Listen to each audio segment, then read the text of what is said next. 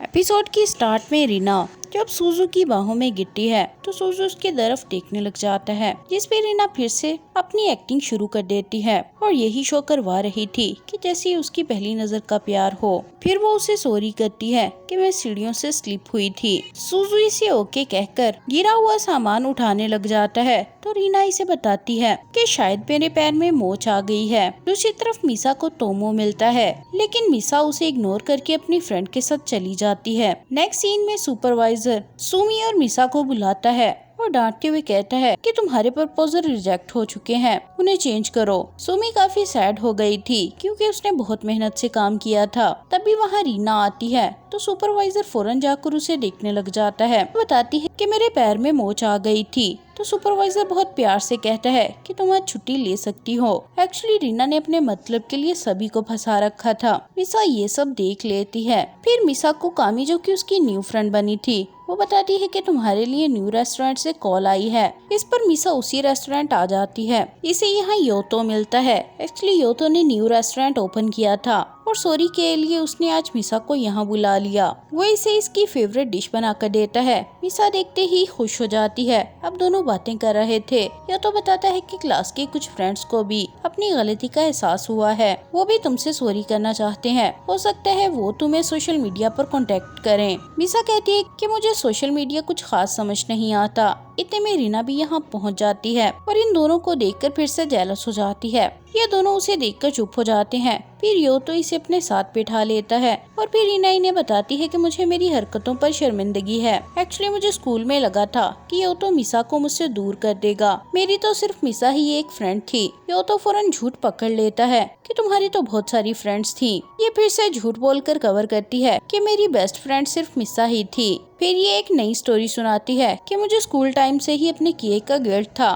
पर कभी बताने की हिम्मत नहीं हुई। मिसा अभी भी इसे शक भरी नजरों से देख रही थी तो रीना एक बार फिर से सॉरी कर देती है, जिस पर मिसा कहती है कि मैं अच्छे से जानती हूँ तुम्हें कैसा फील हो रहा है। रीना को लगता है कि मिसा ने इसे माफ कर दिया। अब रीना से सही से चला नहीं जा रहा था तो मिसा इससे पूछती है कि तुम्हारे पाँव में क्या हुआ, जिस पर ये बताती है कि मैं सीढ़ियों से स्लिप हो गई थी। अब चलते चलते रीना मिसा को बताती है कि मैंने अपने बॉयफ्रेंड से ब्रेकअप कर लिया है। मिसा सुनते ही शॉक हो जाती है और उसे याद आता है कि पिछली बार तो रीना ने क्रिसमस पर ब्रेकअप का कहा था, तो अब इतनी जल्दी क्यों कर लिया। रीना बताती है कि मुझे तो कोई और हैंडसम भी मिल गया है। मिसा और शॉक्ड हो जाती है। तभी रीना को सूजू दिखाई देता है और ये जानबूझकर मिसा के सामने सूजू को ऐसे देखती है जैसे ये उसके प्यार में पागल हो गई हो। ये सब देखकर मिसा को समझ आता है कि पहली लाइफ में भी रीना को जैसे पता चला कि मैं तोमो को लाइक करती हूँ तो उसने उसे ग्रैब किया और अब की बार भी ये वही कर रही है। अब सब लिफ्ट में होते हैं तो रीना फिर से मिसा को जेलस करने के लिए सूजू से हेल्प के लिए थैंक्स करती है। एक्चुअली रीना को अपनी इंसल्ट का बदला लेना था।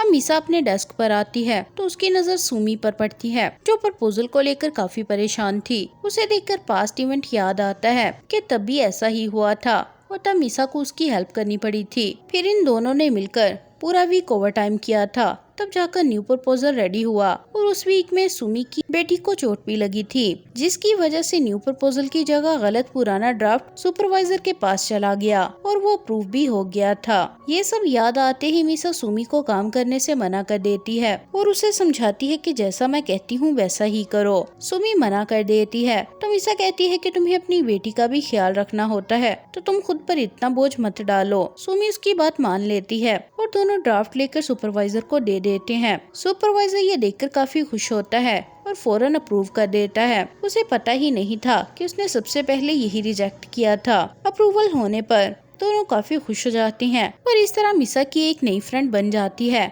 रात में तीनों फ्रेंड्स एक रेस्टोरेंट में खाना खाते हुए खुश हो रही होती हैं और वहीं सुमी की बेटी को लगने वाली चोट अब सुपरवाइजर को लग गई थी, क्योंकि वो काम बगैर देखे ही रिजेक्ट करता रहता था। यहाँ मिसा को न्यू फ्रेंड्स के साथ खुश होते हुए रीना देख लेती है और एक बार फिर से मिसा को देखकर उसे बहुत गुस्सा आ रहा था। एक्चुअली रीयूनियन वाली रात जब मिसा बारिश में बाहर निकली थी तो मिसा और सूजू को एक ही अम्ब्रेला के नीचे रीना ने देख लिया था, इसलिए रीना अब सूजू के पीछे पड़ गई थी। फिर ये तोमो को क्लब में बुलाती है। उसके आते ही पहले ये खुद बेचारी बनती है। जब तोमो इसे कंसोल करता है तो ये बातों बातों में मौका देकर मिसा के खिलाफ बात करने लग जाती है कि वो तो आजकल न्यू बॉयफ्रेंड की तलाश में है। तोमो ये सुनकर हैरान हो जाता है। ये कहती है कि क्या उसने तुम्हें नहीं बताया। नेक्स्ट डे सुमी अपने प्रोजेक्ट को अच्छे से कवर करने के लिए एक टीम मीटिंग करती है, जिस पर ये सब प्लान रेडी कर लेते हैं। वहीं रीना अब न्यू प्लान पर वर्क कर रही थी। वो सुजू को टेक्स्ट करती है कि मैं अच्छे से थैंक्स करना चाहती हूँ, तो क्या तुम मुझसे मिल सकते हो। सुजू टेक्स्ट देखकर इसे इग्नोर कर देता है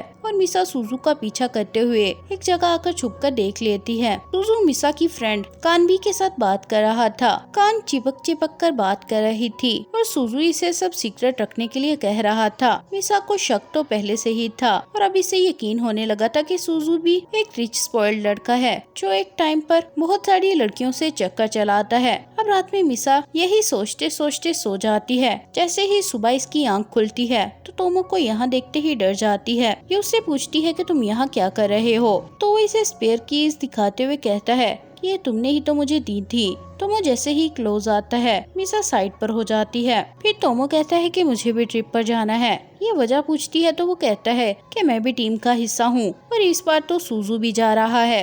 ये सुनते ही मिसा और शॉक हो जाती है। अब ये तोमो को लेकर शॉपिंग के लिए आ जाती है और सारा दिन उसके साथ डिफरेंट शॉप्स पर ड्रेस देखते हुए स्पेंड करती है। वापिस आते हुए ये तोमो को कपड़े देकर कहती है कल के लिए तुम ये पहन कर आना। ये जाने लगती है तो तोमो उसे रोक लेता है और कहता है कि आज रात मैं तुम्हारे साथ ही रहूंगा। ये कहती है कि मुझे कुछ काम है। तोमो कहता है कि क्या काम, तो ये कहती है कि उनसे तुम्हारा कोई लेना देना नहीं है। तोमो गुस्सा करते हुए कहता है कि जल्द ही हमारी शादी होने वाली है, तो तुम मुझसे बातें क्यों छुपा रही हो। मिसा अपना हाथ छुड़वाती है और गुस्से से कहती है कि मेरी लाइफ है, मैं जो चाहूँ करूँ। एक्चुअली मिसा ने सोशल मीडिया पर रीना की पोस्ट देखी थी जिसमें लड़का तो नजर नहीं आ रहा था, पर रीना ने शो करवाया था कि वो सुजू के साथ शॉपिंग कर रही है। इसी वजह से मिसा ने गुस्से में तोमो को शॉपिंग के लिए बोला। यहाँ रीना जिसकी पिक्चर्स अपलोड कर रही थी उसका पुराना बॉयफ्रेंड था जिसे उसने ब्लैकमेल करके शॉपिंग की थी और अब उससे माफी मंगवा रही थी कि आइंदा मुझसे पंगा मत लेना। और फिर इसी के साथ इस पार्ट का भी एंड हो जाता है।